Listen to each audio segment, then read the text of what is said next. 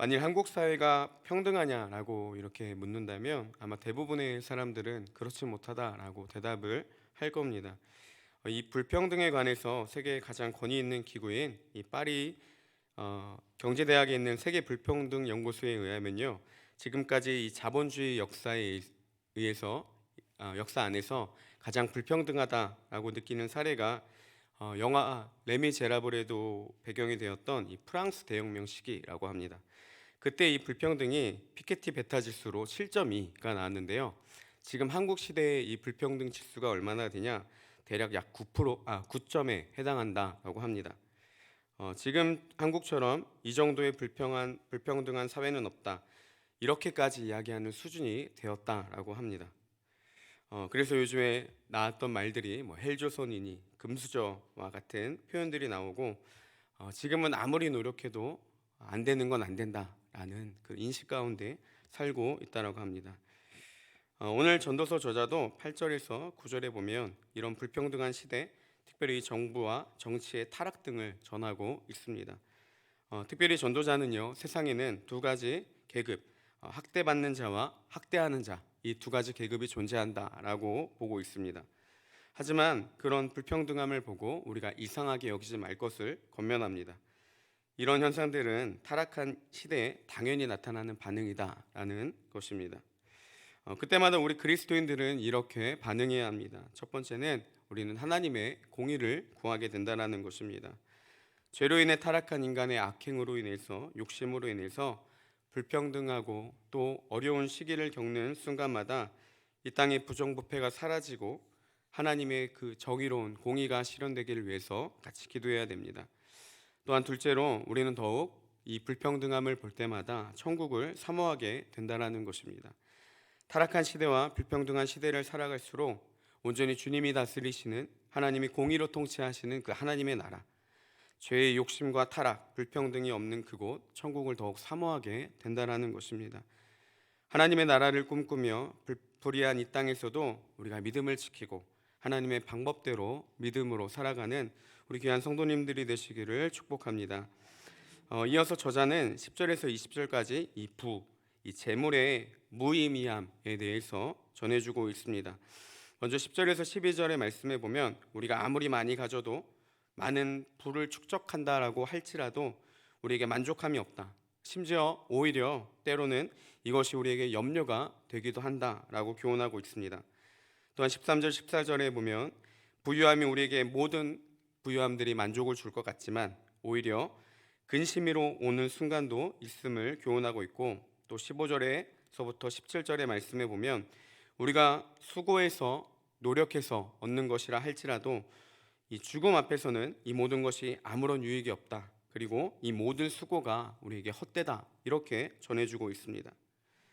불평등한 시대에 열심히 노력하며 살아도 우리가 얻고 싶은 만큼 쉽게 얻지도 못하는 현실 가운데 살고 있지만, 만약 노력해서 우리가 많은 것을 얻는다라고 할지라도 우리의 기대왔던 것과는 달리 그 속에는 아무런 유익이 없다라는 것이 오늘 전도서가 저자가 우리에게 해주는 교훈입니다.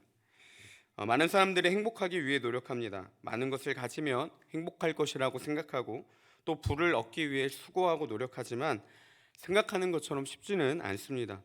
또한 얻는다고 해도 자신이 생각한 것처럼 그 행복을 누리지도 못하는 것이 지금 살고 있는 현실입니다. 얻는 당시의 행복은 잠시 기쁨은 누릴지 모르겠지만 그 행복조차도 영원하지는 않습니다. 결국 내 안에 진정한 만족과 행복을 준다고 보장할 수 없다라는 것입니다. 그럼에도 이 적은 확률과 확실하지도 않은 행복을 대다수의 사람들, 심지어 하나님을 믿는다는 사람들조차도 진리라고 생각하고 세상이 흔히 말하는 성공과 부의 유익과 축적을 위해 행복을 추구하고 살아간다는 것입니다.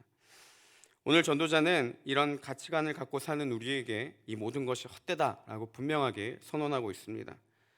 그러면 헛되고 헛된 이 세상에서 아무리 많은 것들을 가져도 진짜 행복을 누리지 못하는 이 시대 가운데 무엇이 가장 행복인지를 전도서는 18절부터 20절에 이렇게 말해주고 있습니다. 진정한 행복은, 이 땅에서의 진짜 행복은 하나님 안에서 우리가 수고하여 얻은 것으로 먹고 마시며 그 안에서 기쁨을 누리는 것, 이것이 행복이라는 것입니다. 하나님은 이 행복을 누릴 수 있도록 우리에게 많은 재물과 부유를 주시는 분이시며 또한 이것들을 누릴 수 있는 행복을 주시는 분이시고 수고한 몫으로 즐거움을 누릴 수 있게 해주시는 분이라는 것입니다. 그리고 이것이 하나님이 우리에게 주신 선물이라는 것입니다. 특별히 오늘 이 10절의 말씀을 이 새번역 성경으로 보면요, 이렇게 번역하고 있습니다. 하나님은 이처럼 사람이 행복하게 살기를 바라시니 덧없는 인생살이에 크게 마음 쓸 일이 없다. 그러니까 덧없는 세상 가운데 그렇게 고민하며 살지 말고 어떻게 더 얻을지 치열하게 경쟁하면서 마음의 강팍함을 누리며 사는 것이 아니라 우리가 이 세상 가운데 크게 마음 쓰지 말고 주어진 일에 수고하고 또한 얻은 것으로 만족함을 누리며 사는 것, 이것이 하나님의 선물이다라고 전해주고 있습니다. 이 진리가 이 땅에서 우리가 행복을 누리며 살아갈 수 있는 비결이라는 것입니다. 여러분, 하나님이 주신 물질의 축복도 이런 개념입니다. 하나님이 주시는 물질의 축복의 개념은 그 양적인 개념이 아니라는 것입니다. 많이 얻은 만큼 축복이며 행복을 누린다라는 것이 아니라는 것이죠. 때로는 우리가 적게 가졌을 때에도 상대적으로 적은 재물을 가졌을지라도 그 모든 상황에서 만족함을 누리는 것, 많든지 적든지 내가 가진 것으로 그 안에서 만족함을 누리고 행복을 누리며 살아가는 것, 이것이 하나님이 우리 가운데 허락하신 물질의 축복이라는 것입니다. 하나님은 이 모든 축복을 우리에게 주셨고 또 그 축복을 모든 사람들이 이미 다 누리기를 원하신다라는 사실입니다. 내 모든 가진 것들이 하나님으로부터 왔음을 아는 사람은 하나님 안에 주신 것을 누리며 살아갑니다. 때로는 부족할 때마다 채우시는 하나님의 은혜를 경험하게 되고 그 축복 그리고 내게 주신 것으로 만족함을 누리며 행복을 누리는 삶을 살아간다는 것입니다. 안타깝게도 하나님은 이미 모든 것을 우리에게 다 채워주셨는데 그것을 믿지 못하는 사람들은 자신의 욕심으로 인해서 이미 주어진 그 축복조차도 누리며 살지 못하고 행복도 누리지 못한다는 것입니다. 그래서 충분한 만족함을 날마다 삶 가운데서 그 행복을 누리지 못한다는 것이죠. 충분한 기쁨과 만족을 누릴 수 있는 상황임에도 내 욕심과 내 죄악으로 인해서 그 행복을 누리지 못한다는 것입니다. 주어진 일에서 최선을 다하며 노력한 대로 결실을 맺으며 주어진 환경에서 만족하며 살아가는 것, 이것이 하나님이 우리 인생에게 주신 행복이라는 것입니다. 날마다 우리의 삶을 채우시는 하나님을 고백하고 또 그분을 믿음으로 인정해드리는 삶이 되시기를 소망합니다.